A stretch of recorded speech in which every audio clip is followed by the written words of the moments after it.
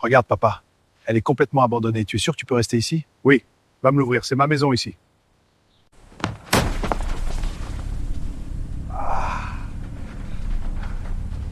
Papa, tu peux pas vivre ici. C'est impossible. Regarde, il n'y a rien. Ni eau, ni lumière. Reviens avec moi, s'il te plaît. On trouvera une solution. Papa, viens avec moi. Je ne peux tout simplement pas supporter de te voir vivre dans ces conditions. Ne te préoccupe pas de moi, Ahmed. Dieu sera à mes côtés et je ne retournerai ni chez toi ni chez ton frère jusqu'à la fin de ma vie. N'aie pas peur. Mais papa, c'est dangereux ici. Va, mon fils, ta femme t'attend là-bas. Ici, je suis chez moi.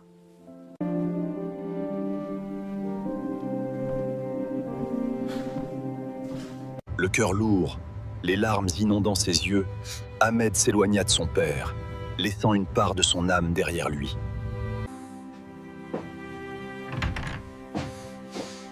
Dommage, j'aurais tellement aimé qu'il reste avec nous.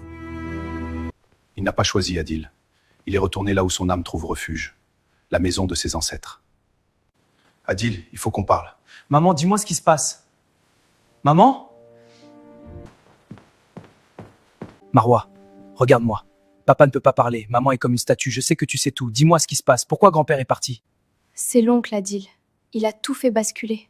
L'oncle? Qu'est-ce qu'il a fait? Il a manipulé les documents. Tout, la maison, la voiture, il a tout mis à son nom. Donc il nous a expulsés de notre héritage. Incroyable. Et tu crois que grand-père a fait ça? Non, je ne crois pas. C'est pire. Maman l'a appris, elle a craqué. Elle a tout découvert et la douleur était trop forte. Elle ne pouvait plus le supporter. Grand-père a vu la scène. Il a vu maman la rejeter. Il n'a pas voulu être un poids de plus. Il est parti de son plein gré pour retourner dans la maison des ancêtres. Là où il n'a besoin de personne pour exister. Merci, Marwa.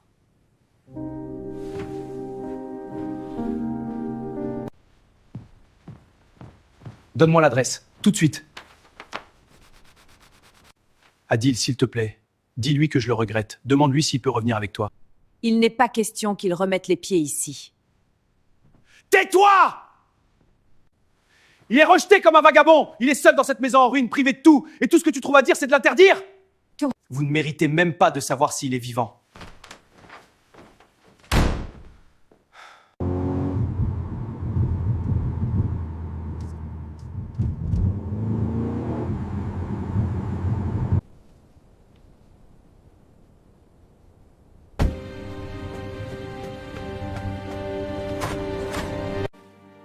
Comment ont-ils pu?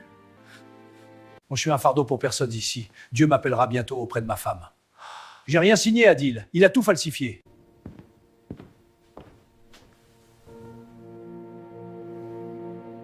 Je vous crois. On ne restera pas ici. Ensemble, on va trouver une solution. Je vous le promets. Dieu m'a béni avec un petit-fils meilleur que mes propres fils. Viens avec moi. S'il te plaît, grand-père, viens avec moi. Non, je ne veux pas partir chez mes fils. Jamais. Non, grand-père, tu n'iras pas chez eux. Moi non plus, je n'y mettrai plus jamais les pieds. C'est fini. Si tu dors ici dans la poussière, alors je dors ici dans la poussière avec toi. Mais si tu acceptes, alors on part. On trace notre propre chemin loin d'eux.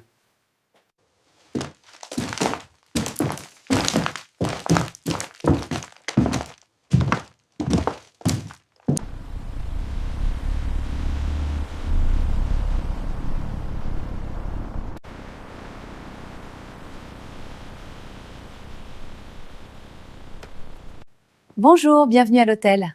Bonjour madame, nous voudrions une chambre à 2 lits pour mon grand-père et moi. Avec plaisir, messieurs. Voici votre clé pour la chambre double. C'est au 2e étage, juste à côté de l'ascenseur.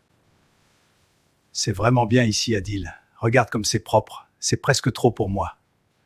Mon fils, est-ce que tu as de quoi payer? Tiens, j'ai un peu d'argent ici. Prends-le, je ne veux pas. T'inquiète pas pour l'argent. Regarde tes billets. Tu ne retourneras plus dans la vieille bâtisse tant que je ne l'aurai pas rénovée de fond en comble. Ici, tu vas vivre comme un roi. Laisse-moi m'occuper du reste. Mais mon fils, tu n'as pas les moyens pour tout ça. Rénover cette vieille maison abandonnée, ça coûte des millions. Écoute-moi bien, grand-père. J'ai décidé de vivre avec toi. Est-ce que tu m'acceptes? Oh, mon fils, c'est le plus beau cadeau de ma vie. Laisse-moi faire, grand-père. Mais l'argent, Adil, des millions. Je vais faire un prêt à la banque pour les travaux, c'est déjà décidé, grand-père, ne t'inquiète pas. Grand-père, on y va, dis-moi. Tu préfères qu'on mange quelque part dehors ou je te ramène de quoi dîner? Non, mon fils, j'ai déjà mangé, je n'ai plus faim, va manger toi. Alors va te reposer, grand-père. Dors bien cette nuit. Oh mon Dieu, si je ne suis pas venu à son secours, il aurait peut-être dû s'allonger sur le sol froid sans même une couverture pour le réconforter. Grand-père, je vais sortir, je vais te commander un café. Va, mon fils, que Dieu te bénisse. Je reviens vite.